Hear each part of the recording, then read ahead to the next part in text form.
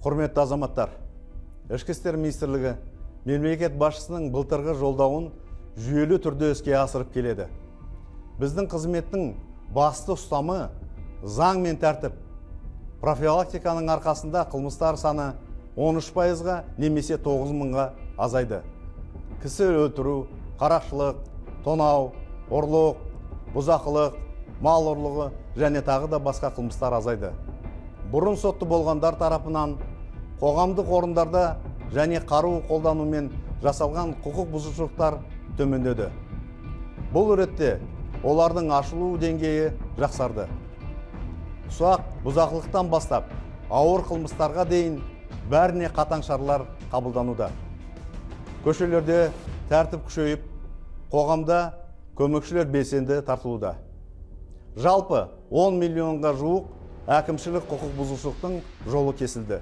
Мәжілісте құқық бұзушылықтардың алдын алу туралы заң жобасы қаралуда. Бұл заң балалар мен жастардың құқықтық тәрбиесін күшейтіп, барлық профилактика субъектілерінің жауапкершілігін арттырады. Ұйымдасқан қылмысқа қарсы күрес саласында ауыр және аса ауыр қылмыстарға қатысты 146 аса қауіпті қылмыстық топ жойылды. Олардың мүлкі мен шоттарына тыйым салынды. Барлық қылмыстық істер бойынша 28 миллиард теңге азаматтардың шығындары өтелді. Алаяқтыққа қарсы жаңа шаралар қабылданды. Яғни дроперлер үшін қылмыстық жауапкершілік, абоненттік нөмірлерді биометрия арқылы міндетті тіркеу, сим-бокстарды елге әкелуге тыйым салу, тәулігіне онлайн несие алуға шектелу енгізілді. 67 миллион алаяқтық қоңырау бұғатталды.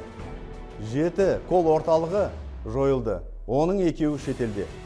Алаяқтардың 2 миллиард теңгені алып шығуына жол берілмеді. Сонымен қатар азаматтардың құқықтық және қаржылық сауаттылығын арттыру жұмыстары жүргізілуде. Есірткі бизнесімен күрес саласында 13 ұйымдасқан қылмыстық топ, синтетика өндіретін 11 есірткі зертханасы жойылды. 11 тоннадан астам есірткі заңсыз айналымға жіберілмеді. Ал ол 7 миллион дозаға тең. Яғни миллиондаған адамның денсаулығы қорғалып, мыңдаған отбасының тағдыры сақталды. Telegram және Meta IT компаниялармен қарым-қатынас орнатылды.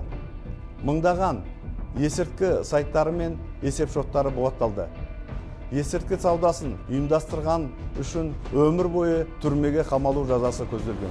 Елімізде 1,5 миллион жасты қамтып, 13 мыңнан астам есірткіге қарсы іс-шаралар өткізілді. Министрлік және аумақтық департаменттер жанында есірткі құқық бұзушылықтық профилактика жөніндегі кеңестер құрылды. Президенттің тапсырмасымен есірткі бизнесіне қарсы жаңа кешенді жоспары әзірленуде. Премьер-министрдің төрағалығымен ведомствоаралық арнайы штаб құрылды.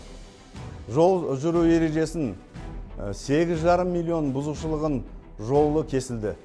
Оның 14 мыңнан астамы көлікті мас күйінде жүргізу. Бұл шаралар көптеген ауыр апаттың алдын алды. Бұл бағытта цифрлық жобаларды белсенді қолданамыз.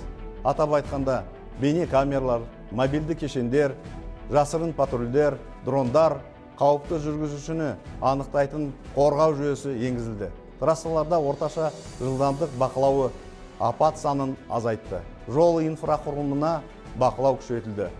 Бұдан басқа, ережені бірнеше рет бұзған үшін жүргізуші куәлігінен айыру және автомектептерді лицензиялау туралы жаңа түзетулер енгізілді. Құрметті азаматтар, бұл бағыттағы жұмыстар жалғасуда.